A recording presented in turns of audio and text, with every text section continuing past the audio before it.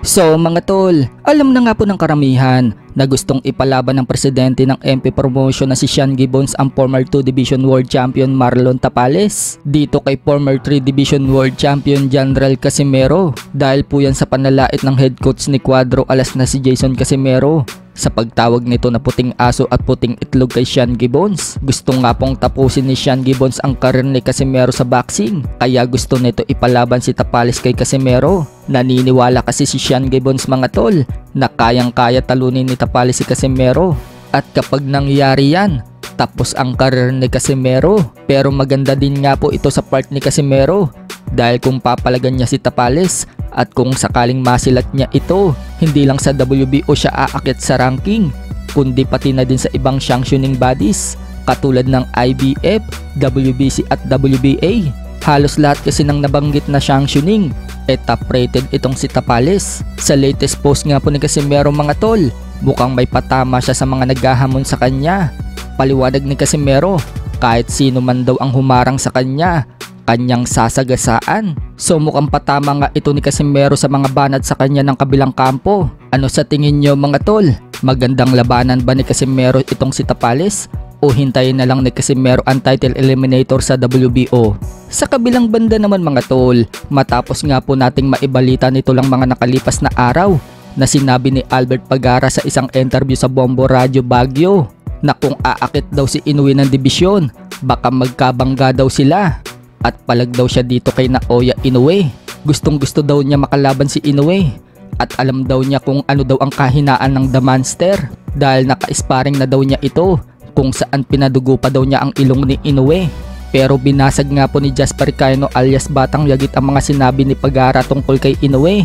Paliwanag nga po ni Cayno sa kanyang YouTube channel at Facebook page, wag na daw maghangad si Pagara na lumabang kay Inoue. Baka sa kanya pa lang daw, mahirapan na daw si Pagara. Tandaan daw ni Pagara na si Inoue, world class daw. Kumbaga sa manok, class A daw ito. Maniwala daw si Pagara kapag sinubukan daw niya si Inoue, matutulog lang daw siya sa round 1. Dagdag pa ni Cayno, nandiyan pa daw siya. Siya muna daw ang labanan ni Pagara bago maghanap daw ng iba. Baka sa kanya pa lang, bugbog sarado na daw ang abuti ni Pagara. Ito lang masasabi ko sa'yo. Baka sa akin pa lang, mahirapan ka na. No? Yan, lalabanan mo pa si Inoue.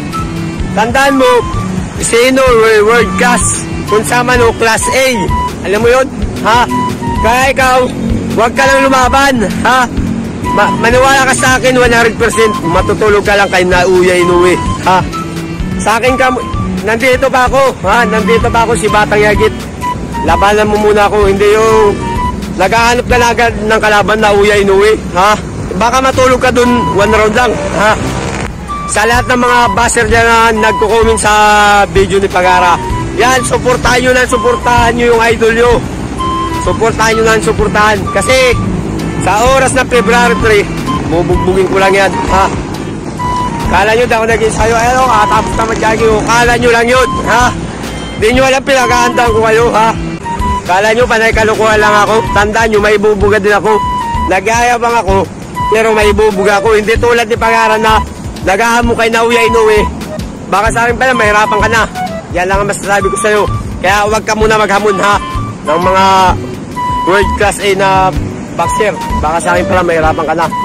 Kaya ito ang masasabi ko sa'yo, mag-ensayo ka na maayos dyan, uminom ka ng vitamins ha. Magturo ka ng Bilamil. Alam mo yung sa manok ha? Alam mo yung sa manok? Magturo ka ng Bilamil sa manok para mabilis ka, saka malakas yung ano mo, saka malakas yung energy mo. Magturo ka ng Bilamil, saka uminom ka ng ano ang tawag dito? Yung sa sipon ng manok. Uminom ka lang ganun, yung sa sipon ng manok para vitamins, uminom ka. Saka kumain ka ng madami. Kumukha ka ng patuka ng manok.